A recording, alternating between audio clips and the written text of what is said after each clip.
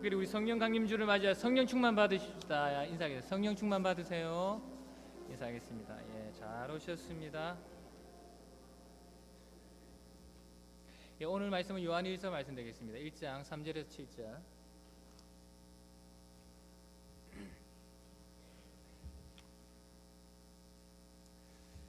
오늘 나눌 말씀은 요한일서 1장 3절에서 7절 말씀드리겠습니다. 우리 한번 교독하겠습니다. 제가 먼저 읽겠습니다.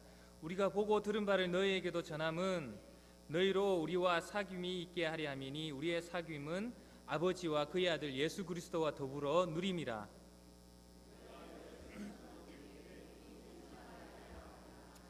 우리가 그에게서 듣고 너희에게 전하는 소식은 이것이니 곧 하나님은 빛이시라. 그에게는 어두움이 조금도 없으시다는 것이니라.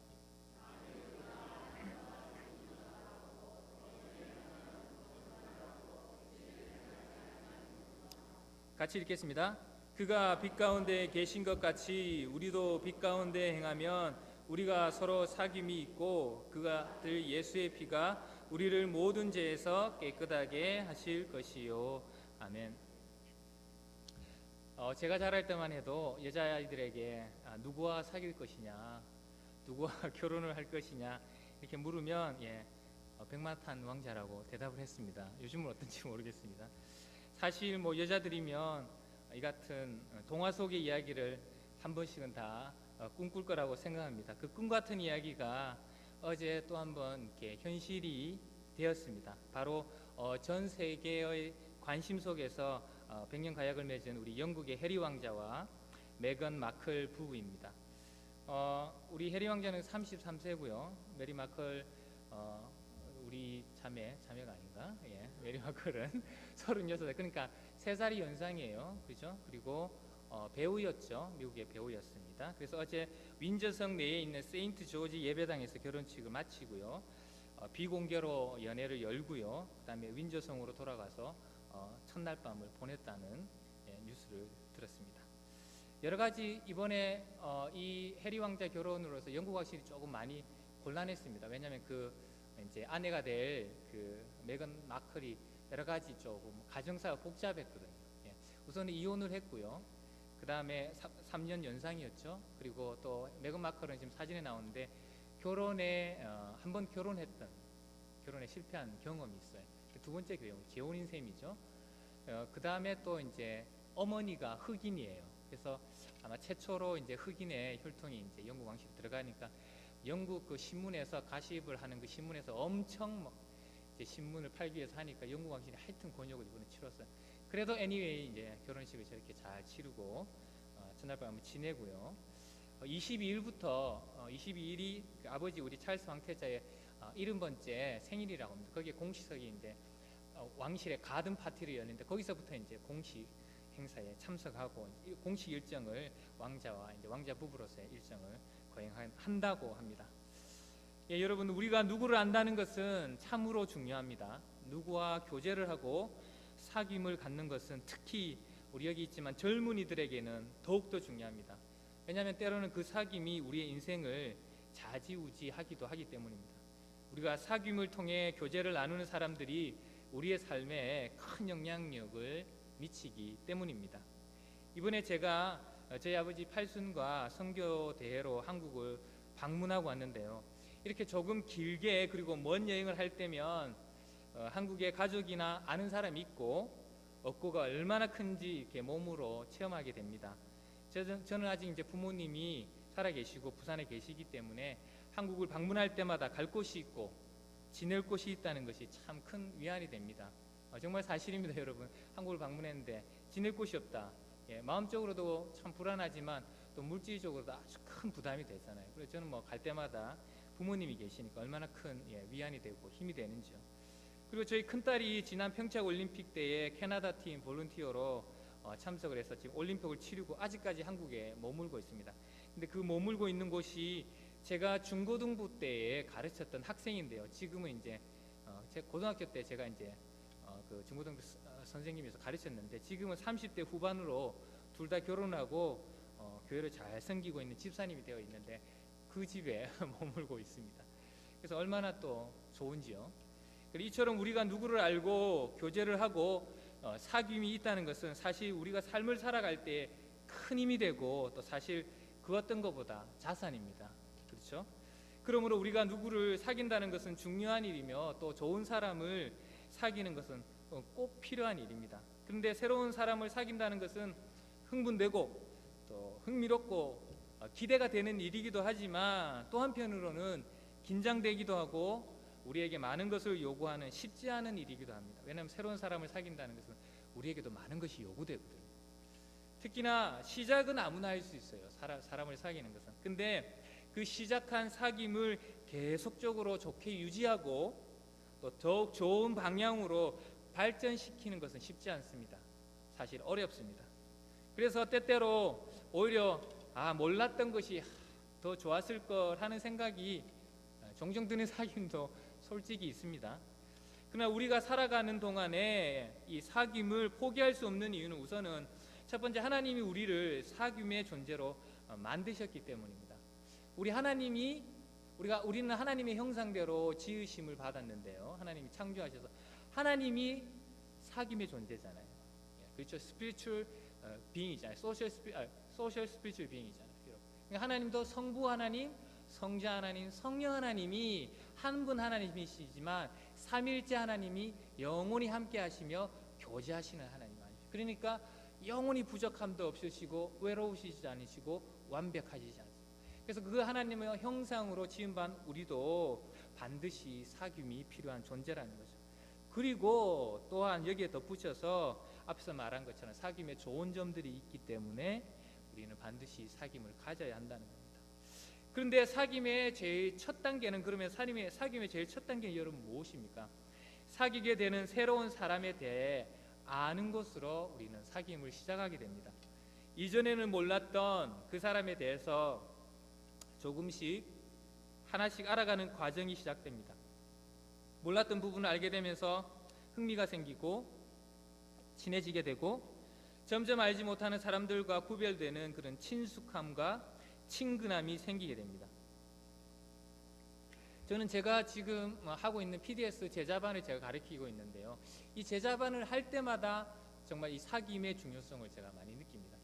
제가 물론 부목사로 또 저희 교회 한 11년 되니까 다 알죠. 우리 성도님 다 알지만, 그리고 인사하고 이렇게 지나다니지만, 특별히 우리가 제자반이 되어서 저와 같이 공부를 한 3개월 하면요, 그분들은 죄송하지만 또 달라요. 저희 보통 성도님들과. 왜냐하면 우리가 더 많은 것을 공유하고 더 많은 것을 알기 때문에 더 친숙하고 더 가깝게, 사실 더 사랑이 더 가요. 여러분, 좀 페어하지 못하다고 생각하시면 제자반을 다 들어오시면 됩니다. 여러분. 그래서 저와 함께 한번 제자반을 다 거쳐간 분은 그렇지 않은 분보다 저와 더 가까워요. 사실 제 마음이 더 갑니다. 그렇습니다. 여러분, 우리가 어떤 사람을 사귀게 되면 그 사람이 어떤 성격인지 알게 되고 무엇을 좋아하는지 알게 되므로 그것에 근거해서 잘 대해주려고 신경 쓰게 됩니다. 반대로 그 사람이 싫어하는 것이나 꺼리는 것들을 피하고 하지 않음으로 또 배려하는 그런 행동을 하게 되는 거죠. 이런 모든 과정이 사귐이라 말할 수 있고, 이렇게 서로에 대해서 더 많이 알아가는 지식이 더해가고, 그리고 그 지식을 행동으로 옮길 때 사귐은 더욱 깊어지게 됩니다. 이번 제가 한국 여행에서 마지막 주에 서울에 올라가서 선교대에 참석했는데요. 이번 선교대에 참석하면서 특별히 또 60주년 기념 행사에 참석하면서 저희 교단의 새로운 목사님들 좀 사귀게 되어서 참 좋은 시간을 가졌습니다. 같은 교단, 우리 순복음 교단 안에, 캐나다 안에서 교단 안에 있지만 이름만 아는 분들이 많고요. 그리고 어떤 분은 또 이름도 모르고 또 사실 어떤 교회를 목회하시는 줄 모르고 있다가 이번에 대회에 참석하면서 식사를 같이 하면서 아침, 점심을 식사를 계속 같이 했거든요. 7시, 12시 정확하게 참 좋은 음식으로 대접을 받았는데, 그리고 또 예배, 여러 가지 기념식 예배, 또 우리 또 행사, 상암 경기장에 있었던 행사, 이런 모임에 참석하면서 이렇게 많은 시간을 하면서 몇 분을 사귀는 너무 좋았습니다. 우리 목사님 사진 한번 이렇게 올려주시면, 이제 지금 경기장에서 60주년 기념 상암 경기장이죠. 우리 사모님 보이시고, 사모님 옆에 앉아 계신 분이 이승훈 목사님, 저기 몬트리올 목사님이시고, 그 옆에 목사님이 제가 이번에 새로 사귀게 된 위니펙의 순복음교회 목사님입니다. 두 분이시고, 그 뒤에는 이제 우리 문 목사님, 토론토에 계신 문 목사님이고, 그다음 다음 사진 한번 보겠어요. 사진 2, 우리 목사님 사진 2, 부부 사진 2 보면 좀 화면이 그런데 거기 보면 또 우리 박성민 목사님이라고 저기 밴쿠버에서 오신 목사님인데 특별히 한번 사귀었습니다. 너무 좋으시더라고. 우리 30대 후반인데 이렇게 벌써 담임을 하고 계시는데 밴쿠버에 만나 순복음교회를 담임하고 계시는데 너무 좋으시고, 특별히 저기 중앙에 계셨던 그 강성욱 목사님, 위니펙 순복음교회 목사님 아주 너무 좋으시고 성품이 너무 좋으시고 커피 마시며 인사하면서 우리가 얼마나 재밌는 시간을 보낸지 모르겠습니다. 며칠 되진 않지만 농축된 많은 시간을 이렇게 딱 보내다 보니까 많은 것을 알게 되어서 며칠 되지 않았는데 아주 오래 사귀었던 그런 친구 같다는 그런 기분이 떠날 때는 들었습니다. 그리고 이전에 그냥 눈인사만 했던 토론토 우리 목사님들도 시간을 보내면서 이렇게 얘기하면서 몰랐던 부분을 서로 나누다 보니까 진짜 이제 더 가까워지고 더 친근해지고, 이제는 제가 이분들과 내가 좀 안다고 이제는 좀 안다고 말할 수 있겠다, 그리고 이제는 사귐을 시작했다 말할 수 있겠다, 이런 생각이 좀 들었습니다. 여러분, 하나님과의 사귐도 마찬가지입니다. 우리가 그냥 주일에 그냥 습관적으로 나오고 예배에 습관적으로 참석해서 하나님께 한번 안녕하십니까 아버지 하나님 이렇게 인사하는 것이 하나님과의 사귐을 만들어주지는 않습니다. 이사야서 66장 3절을 보면 이사야 선지자가 이렇게 말합니다. 소를 잡아 드리는 것은 살인함과 다름이 없고 어린 양으로 제사 드리는 것은 개의 목을 꺾음과 다름이 없으며 드리는 예물은 돼지의 피와 다름이 없고 분향하는 것은 우상을 찬송함과 다름이 없이 하는 그들은 자기의 길을 택하며 그들의 마음은 가증한 것을 기뻐한즉, 이렇게 이스라엘 백성에게 경고하고 있습니다. 하나님이 만드신 이 제식, 소를 잡고 구약시대 어린 양을 잡아서 드리는 이 제물로 드렸던 이 제사의식, 분향을 하고 또 포도주를 드리는 이 모든 제사의식은 하나님이 만드셨던 거룩한 제식, 제사의식이셨습니다. 그러나 그것이 하나님이 만든 거룩한 제사의식이라 할지라도 거기에 드리는 제사를 드리는 사람들의 마음이 빠져있고 참 본심이 빠져있고 하나님께 드리는 예배에 참 진정한 마음이 빠져있다면, 그것이 형식이 된다면 그것은 오늘 성경 말씀에 뭐라고 말씀하세요? 소를 잡아 드리는 것은 살인하는 것이고 어린 양을 잡는 것은 개의 목을 꺾음과 다름이 없다. 그냥 도축행위란. 제사는 드리고 있는데 하나님 보시기에 마음이 빠져있고 그것이 형식적으로 드리는 제사면 그냥 도축행위, 짐승을 잡는 도축행위와 다를 바 없다고 하나님은 이스라엘 백성에게 경고하고 계십니다. 너희가 지금 그렇게 나에게 제사를 드리고 있다 말씀하고 계셨던 거죠. 여러분, 그처럼 습관적인 그냥 예배에, 주일 예배에 참석함으로 그것을 하나님과 사귄다고 말하는 것은 아닌 것 같습니다. 그것은 우리가 그저 스쳐 지나가며 인사하는 사람들처럼 몇 년이 지나도 단지 그들을 인식할 뿐이지 그것을 사귐이라 말할 수는 없습니다. 사귐은 그냥 많은 사람들 속에서 눈인사로만 일관하는 것이 아니라 시간을 내고 개인적으로 알아가고 서로의 삶을 공유하는 것, 그것이 사귐인 것입니다. 이렇듯 사귐은 내가 사귀는 분이 누구인지 우선 바르게 아는 것이 필수 요건입니다. 그러므로 오늘 성경 본문은 6절에서 5절에서 이렇게 말씀하고 있습니다. 우리가 그에게서 듣고 너에게 전한 소식은 이것이니, 예수님에게서 듣고 너에게 전한 소식은 이것이니 곧 뭐라고요? 하나님은 빛이시라. 우리 하나님은 빛이시라는, 하나님은 완전한 빛이시며 어두움이 하나도 없다는 겁니다. 우리가 사귀고 있는 하나님은 뭐라고요? 빛이시라는, 그것을 우리가 먼저 알아야 된다. 우리가 누구와 사귄다는 것은 그 사람의 성품을 알게 되고, 알게 되면 그 성품에 맞게 우리가 대해주는 것입니다. 그가 좋아하는 것을 들어주고 배려해 주는 것입니다. 그럴 때 그것을 사귐이라 하고, 그 사귐은 발전하고 깊어지는 것입니다. 그러면 또 오늘 말씀 6, 7절에서 이렇게 성경은 말하고 있습니다. 만일 우리가 하나님과 사귐이 있다 하고 어둠에 행하면 거짓말을 하고 진리를 행하지 아니함이거니와, 그가 빛 가운데 계신 것 같이 우리도 빛 가운데 행하면 우리가 서로 사귐이 있고 어둠에 행하지 아니하고 빛 가운데 행하는 사람이 뭐라고요? 하나님과 사귐이 있는 사람이에요. 왜냐하면 하나님과 사귀는 사람은 그분과 함께 생활하고 지내기 때문에 그분과 같은 생활을 할 수밖에 없다는 겁니다. 하나님과 사귐을 갖고 있는 사람은 우리는 그 사람을 그리스도인이라 부릅니다. 그러면 하나님과 사귀는 그 사람의 특징이 무엇입니까? 오늘 계속 우리가 6, 7절에서 본 것처럼 본문이 말하기를 빛 가운데 행하는 삶, 의로운 삶을 사는 사람, 그 사람이 하나님과 사귐을 갖고 있는 사람이고 하나님과 사귐을 갖고 있는 사람의 특징이 그런 특징이에요. 계속해서 우리가 요한일서 2장 3절에 보면 이렇게 말합니다. 우리가 그의 계명을 하나님의 계명을 지키면 이로써 우리가 그를 아는 줄로 알 것이요. 여러분, 우리가 하나님을 안다고 할 때 여러분 하나님을 아는 것을 어떻게 증명할 것입니까? 나는 하나님을 안다. 근데 오늘 요한일서는 하나님을 내가 안다고 할 때 그러면 그것이 어떤 것이 하나님을 아는 것이냐? 분명하게 이렇게 말합니다. 너희가 하나님의 계명 말씀을 지키면 그것이 너희가 하나님을 아는 것이라. 하나님의 계명을 지키는 의로운 삶을 사는 사람, 그 사람이 하나님을 참으로 아는 사람이고, 그리고 하나님을 이렇게 진짜 알기에 그 하나님과 참으로 사귀는 사람이라고 성경은 오늘 증거하고 있는 것입니다. 우리 토론토 순복음교회 모든 성도님들은 하나님과 참으로 사귀는 분들 다 되시기를 예수님의 이름으로 축복합니다. 아멘. 말로만이 아니라 그의 계명을 지키는 것이 진짜로 하나님을 아는 것이요, 빛 가운데 행하는 것이 하나님과 참으로 사귐인데, 그럼 여러분 이런 하나님과 참된 사귐은 우리에게 왜 중요합니까? 우리에게 무엇을 가져다 줍니까? 오늘 말씀 7절을 보면 이렇게 말합니다.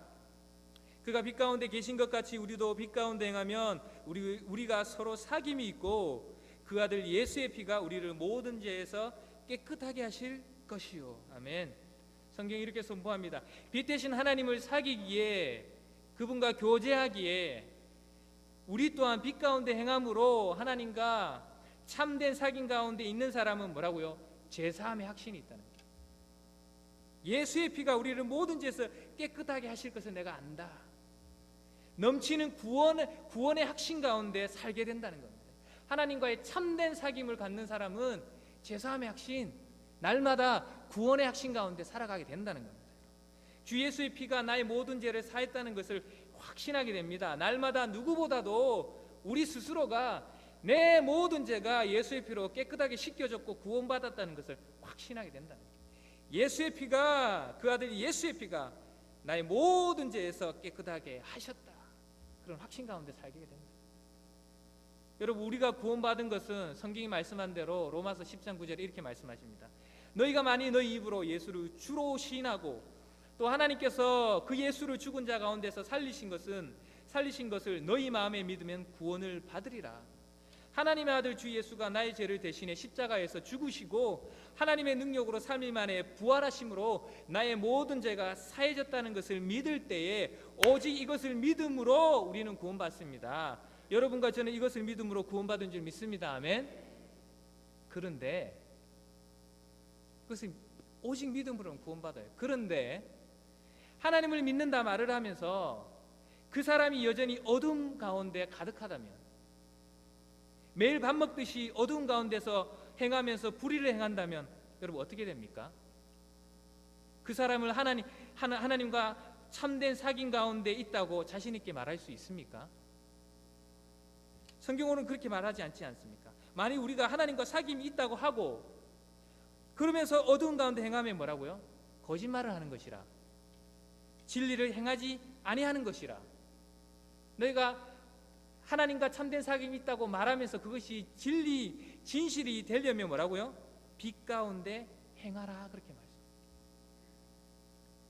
사귐이 있다 하면서 여전히 어둠 가운데 행하며 어둠이 충만하다면, 매일 밥 먹듯이 죄를 짓는 것을 그냥 행한다면 여러분 난감합니다. 그 사람이 예수를 믿는다고 말하는데 참 우리가 참 이렇게 난감해요, 말하기. 좀 주님 앞에 가봐야 되고 이게 뚜껑 열어보기 전까지는 난감해지는 거예요. 그러나 여러분, 우리가 빛 대신 하나님을 믿음으로 우리 또한 날마다 빛 가운데 행하며 하나님과의 사귐을 해간다면 우리 안에는 넘치는 구원의 확신과 죄사함의 확신을 경험하게 된다는 겁니다. 물론 우리가 매일 빛 가운데 행한다는 말이 전혀 죄를 짓지 않는다는 말은 아닙니다. 그렇게 말하는 것은 오히려 진리가 아니라고 8절에 말합니다. 오늘 읽진 않았지만 만일 우리가 죄 없다고 말하면 스스로 속이는 것이고 진리가 우리 가운데 있지 아니하다. 빛 가운데 우리가 늘 행한다는 것은 우리가 전혀 죄를 짓지 않는다는 그 말은 아니다는 것입니다. 우리가 연약하기 때문에 죄를 지을 수 있습니다. 그러나 계속해서 9절에 뭐라고 말하면 그렇지만 그러나 연약해서 죄를 지을 수 있으면 그러면 만일 우리가 우리 죄를 자백하면 그는 미쁘시고 의로우사 우리 죄를 사하시며 우리를 모든 불의에서 깨끗하게 하신다 약속하고 있다는 겁니다. 그럴 때마다 하나님께 정직히 자백하는 자를 하나님은 깨끗하게 용서해 주신다고 다시 새롭게 해준다고 말씀하고 계신 것입니다. 어두움에 행하는 것이 아니라 날마다 빛 가운데 행함으로 하나님과의 참된 사귐을 누림으로 넘치는 구원의 확신과 제사함의 확신을 경험하시는 여러분이 다 되시기를 예수님의 이름으로 축복합니다. 아멘. 또 한 가지 우리가 하나님과의 참된 사귐을 하게 되면 하나님께로부터 받는 놀라운 축복과 선물이 있는데요. 그것은 바로 우리의 삶이 풍요로워진다. 우리의 삶에 기쁨이 충만하게 된다는 겁니다. 여러분 오늘 4절 말씀은 말하기를 우리가 이것을 쓰면 뭐라고요? 우리의 기쁨이 충만하게 하려 합니다. 참된 사귐을 알고 바른 사귐을 알고 참된 사귐을 갖는 것은 우리에게 뭐라고요? 말할 수 없는 기쁨을 가져다 준다고 오늘 성경은 우리에게 증거하고 있습니다. 우리의 삶을 기쁨으로 충만하게 한다는 것입니다. 여러분 생각해 보십시오. 여러분이 좋아하고 좋은 관계를 가지는 사람, 사랑하는 사람, 여러분 그들과 함께 식사하고 얘기하고 교제하면 여러분 얼마나 좋습니까? 그렇지 않습니까? 그럼 저는 제가 좋아하는 사람과 이렇게 해서 우리 오늘 저녁에 저녁을 먹자. 어디서 먹을래? 그 레스토랑에서 우리가 만나는 거 한번 함께 먹자. 그날 기다려지잖아요, 여러분. 기다려지고 밥 먹으면서 여러분 얘기할 때 막 웃고 장난치고 농담하고 얼마나 좋습니까, 여러분? 그것도 좀 또 서운해서 밥 먹고 바로 안 가잖아요. 캐나다 음식인 팀홀튼 가야죠. 팀홀튼 가서 이제 또 달달한 것과 커피 한잔 하고 거기서도 또 막 얘기를 한두 시간 해야 또 이렇게 그래도 집에 가기 싫잖아요. 그럼 그만큼 좋은 거예요, 여러분. 기쁨이 충만하지 않습니까? 천국이 따로 없죠, 여러분. 여러분 제가 이번에 한국에서 설교할 때나 우리 또 알고 있던 사람 지인들을 만날 때마다 얘기했어요. 제가 제 친구들도 만나고 동창도 만나고 이제 좋은 곳을 사는 것 어디를 가는 것도 좋지만 나는 이제 진짜 무엇보다 가장 좋은 게 내 마음에 가장 즐거운 게 내가 알았던 사람, 아는 사람들, 이전에 사귀었던 사람들을 만나서 얘기하는 게 제일 좋다. 내 친구들 만나서 중고등부 때 같이 예배드릴 때 친구들 만나서 이렇게 얘기하는 게 제일 좋다. 너무 좋다 이제. 우리 죄송합니다. 우리 장로님들, 권사님들 계시지만 저도 50을 바라보니까 그런 것 같아요. 이제는 뭐 그냥 옛날 얘기하는 게 너무 좋아요. 옛날에 우리 같이 이렇게 너무 좋아요. 여러분 이번에 제가 한국 방문을 준비하면서 중요한 기도 제목이 하나 있었는데 바로 저희 아버지의 구원이었습니다. 저희 가정에서 제가 믿음의 1세대입니다. 그 말은 저만 믿는다는 겁니다. 제가 제일 처음 믿었다는 겁니다. 그래서 제가 제일 믿고 나서 기도를 해서 제가 한 15, 16년 기도한 끝에 저희 어머니가 교회를 나가기 시작하시더라고요. 지금 벌써 저희 어머니가 한 16년, 7년 정도 되셨나? 저희 어머니 성격은 뭐든지 열심히 해요. 열심히. 헬스클럽 한번 다니기 시작하면 지금까지 그냥 쭉 다니는 거예요. 그냥 쭉 다니는 거예요. 중간에 스톱은 없는 거예요. 교회도 다니기 시작하는 날부터 새벽 기도, 수요, 주일 쭉 다니는 거예요. 헬스클럽에 그냥 쭉 다니는 거예요. 그래서 예수 믿고 구원 받으셨어요. 이번에 가서 또 큰 이모가 우리 어머니의 언니를 같이 사시고 계신 제가 한번 확인해 봤어요. 우리 큰 이모 어떻게 구원 받으세요? 말하는 제가 그래서 아까 그 로마서 읽어드리면서 다시 한번 확인해 보니까 믿으신데 확실히 구원 받으신 것 같아요. 근데 여러분 저희 아버님 이제 나이도 80이고 몸도 많이 쇠약해 가시는데 빨리 예수님을 믿어야 되는데 이 경상도 사나이가 이게 전통적인 한국 남자가 쉽지가 않아요. 이 예수님을 빨리 믿어야 돼. 그게 저희 가장 큰 숙제였어요. 마음의 부담이었어요. 그러면서 계속 제가 기도했죠, 여러분. 계속 하나님께 기도할 때마다 성령 하나님 저희 아버지 마음을 녹여주셔서 예수님 믿게 해달라고. 근데 그게 쉽지가 않은 거예요. 근데 이번에 특별히 좀 제가 한국에 들어가기 전에 하나님께서 제 마음에 부담을 주셨습니다. 이번에는 들어가면 어떻게 해서든지 아버지를 교회 나가게 해야 된다. 이번이 마지막 기회다. 이거 진짜 마지막 기회. 이런 부담감을 주시죠. 그래서 제가 새벽에 특별히 좀 기도를 많이 했습니다. 몇 주 동안 기도를 하고, 하나님 이번에 그래 제가 팔순에 들어가는데 하나님 이번에 도와주십시오. 이번 놓치면 이게 진짜 쉽지가 않습니다. 그래서 제가 이제 한국에 도착해서 우선 좀 노력을 했습니다. 여러분, 공짜가 어디 있습니까, 여러분? 물론 제가 조금 하는 그 의식이 있어야 한국 들어가면 의식이 있지만 또 특별히 좀 신경 쓰면, 제일 먼저 가면 제 아버지하고 이제 시간을 보내는데 어떻게 하냐면, 제 아버지가 좋아하는 멍멍이탕을 먼저 가요. 남포동에 가면 한 3, 40년 된 전통의 아주 고기가 탕으로는 제가 볼 때 한국에서 넘버원이에요. 아버지 또 우리 탕 먹으러 가야죠. 그래 알겠다. 그래 갔어요. 가서 먹으면서 아버지 이렇게 대접해드리고 챙겨드리고 좋아하시더라고요. 제 아버지도 이제 이가 다 합시고 틀리신데 그래도 따라가셔서 잘 드시더라고요. 한 그릇 다 드셨어요. 그 제 아버님은 그 겨울에도 집에서 목욕하세요. 목욕탕이 시설이 좋지 않은데도 집에서.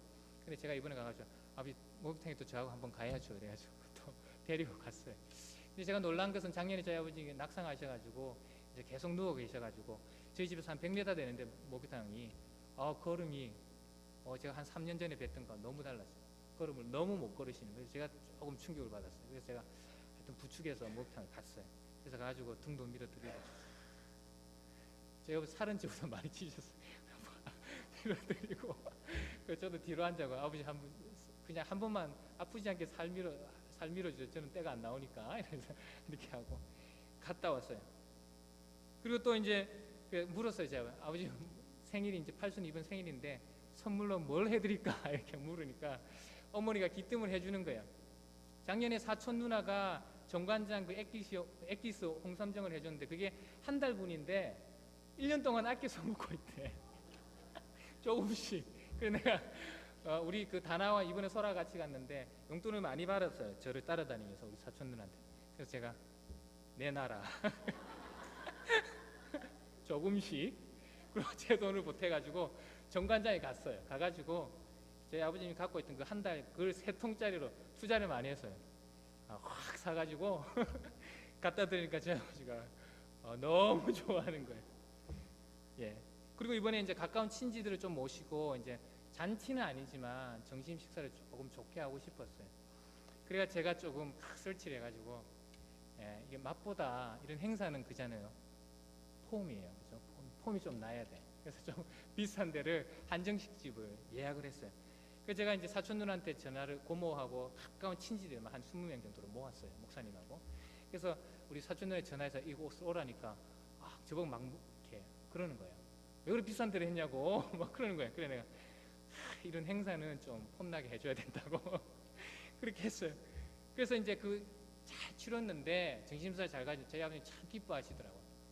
오랜만에 당신의 이제 팔순이라고 조카들이 다 오고, 그다음에 당신의 누나도 오고, 서울에서 조카도, 서울은 제가 사전에 전화를 안 하려고 했는데 이번에 서울에서도 온다고 그러더라고요. 이상하게. 그래가지고 그러니까 아버님이 그걸 보니까 아버지가 너무 좋아하시더라고요. 흡족해 하시고 또 폼도 좀 나고 이렇게 하니까 하여튼 너무 좋아하셨어요.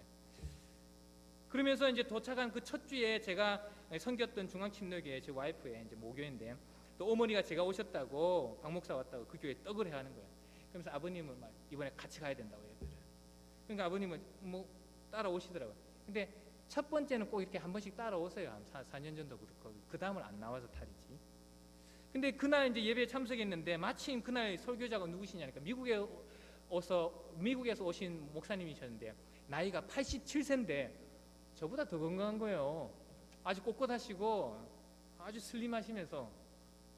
그래서 예배가 끝나고 이제 우리 담임 목사님 저도 왔으니까 저와 우리 부모님과 미국에서 오신 목사님을 또 사택으로 초대하셔서 티를 나누시는데 그 목사님이 아버지한테 물으시는 거예요. 우리 박 목사님 아버님은 어느 교회를 다니시냐. 그러니까 우리 어머니가 이거 안 다니신다고. 그러니까 그 목사님 87세 된 노 목사님이 정색을 하시더니 하시는 말씀이 아니 아들이 목사인데 이렇게 했다고. 아들이 목사인데 아버지가 교회를 안 다니면 어떡하냐고. 그러면 박 목사가 그럼 뭐가 되냐고, 사역을 어떻게 하냐고. 그럼 설교를 하면 사람들이 그 말을 듣겠냐고. 아버지가 교회를 안 다니는데. 그러면서 부모가 돼서 말이야. 그리고 우리가 늙으면 다 자식을 위해야 되는 건데 아들의 앞길을 막으면 되겠냐고 말이야. 당장 교회를 나가라고 뭐 호통 비슷하게 주시는 거야. 그런데 87세잖아. 나이가 많잖아요. 우리 아버님 가만히 계시는 보고 고개를 들고 가만히 듣고 계시. 아무 말도 안 해. 그리고 이제 오후에는 제가 섬겼던 성동교회에 이제 가서 설교 예배 때문에 제가 또 설교하러 갔어요. 거기도 따라오시더라고요. 설교를 들으시고 제가 또 아버님 따라오셨길래 제가 또 그렇게 말을 했죠. 설교하기 전에 제가 너무 기쁘다. 아버님께서 또 제 설교하는데 들을 교회에 나왔기 때문에 제가 또 노래를 한 곡 하고 가겠다. 그래서 찬양도 하고 하여튼 뭐 별의별 방법을 다 썼습니다.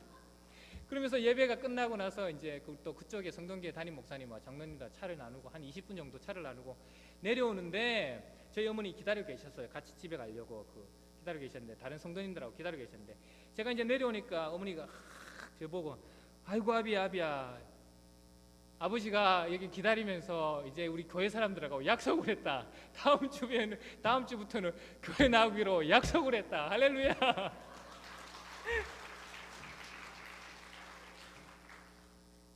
그리고 바로 다가오는 다음 주에 어머니와 교회를 나가셨습니다. 아멘. 하나님께 모든 영광 올려드립니다. 여러분 하나님의 방법 참 제가 이번에 느끼면서 놀랍다는 것을 느꼈습니다.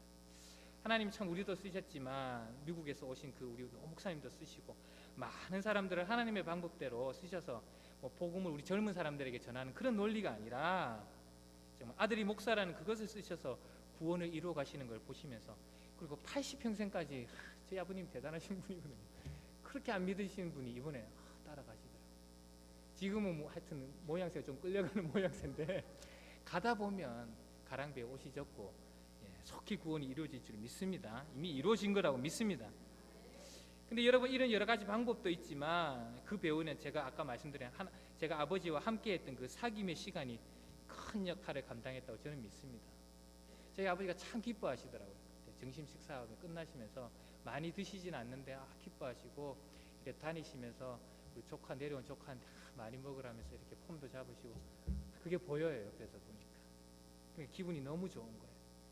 그러니까 이제 교회 가라고 하니까 가시더라고요. 여러분 이렇게 참된 사귐은 우리에게 참된 기쁨으로 가득 채워집니다. 여러분 제게 이보다 더 큰 기쁨이 어디 있겠습니까? 여러분 제가 그래도 명색이 목사인데 뭐 능력은 그렇게 없어 보이기도 하고 그렇죠. 명색이 목사인데 저에게 무슨 여러분 소원이 있겠습니까? 제 아버지가 구원받는 것보다 더 큰 축복이 어디 있겠습니까? 여러분? 이제 제가 주님 앞에 섰을 때 당당한 거죠. 예수님 앞에 섰을 때 뭐 만민은 전도 못해도 제가 우리 부모님은 책임졌잖아요. 여러분 정말 이제 저는 세상에 그 누구도 어떤 사람도 부럽지가 않습니다. 여러분 이렇게 사람들과의 참된 사귐도 우리에게 엄청난 기쁨과 복을 가져다 주는데 하나님과의 진정한 사귐이 날마다 이루어진다면 얼마나 더 큰 기쁨과 놀라운 일들로 우리의 삶이 충만하겠습니까? 그 놀라운 축복을 누리시는 여러분 다 되시기를 예수님의 이름으로 축복합니다. 아멘. 이제 말씀을 정리하겠습니다. 여러분 하나님은 어두운 가운데 있던 우리를 부르셔서 당신의 사귐의 자리로 우리를 부르셨습니다. 에베소서 5장 8절 이렇게 말합니다. 너희가 전에는 어두움이더니 이제는 주 안에서 빛이라. 빛의 자녀들처럼 행하라. 빛의 열매는 모든 착함과 의로움과 진실함에 있느니라. 여러분 오늘도 하나님은 우리를 당신과의 사귐의 자리로 초대하고 초청하고 계십니다. 아직 예수님을 구주로 영접하지 않으신 분이 계시다면 예수님을 마음에 영접하심으로 그리고 이미 주님을 믿고 영접하신 우리 성도님은 더 깊은 그리고 진정한 주님과의 사귐의 자리로 나아가시기를 기도합니다. 날마다 그 부르심에 응답하여 시간을 내어 주님께 나아가 주님과 사귀어 살면 하늘의 놀라운 일과 기쁨과 복이 우리의 삶 가운데 충만할 것입니다. 빛 대신 주님과 날마다 동행하며 빛 가운데 행함으로 하나님의 선한 일들을 행함으로 빛의 열매를 가득 맺어 우리의 삶은 구원의 확신과 기쁨으로 충만하며 하나님께는 영광을 올려드림으로 하나님과 진정한 사귐을 경험한 경험하는 여러분 되시기를 예수님의 이름으로 축원합니다. 아멘. 기도하겠습니다.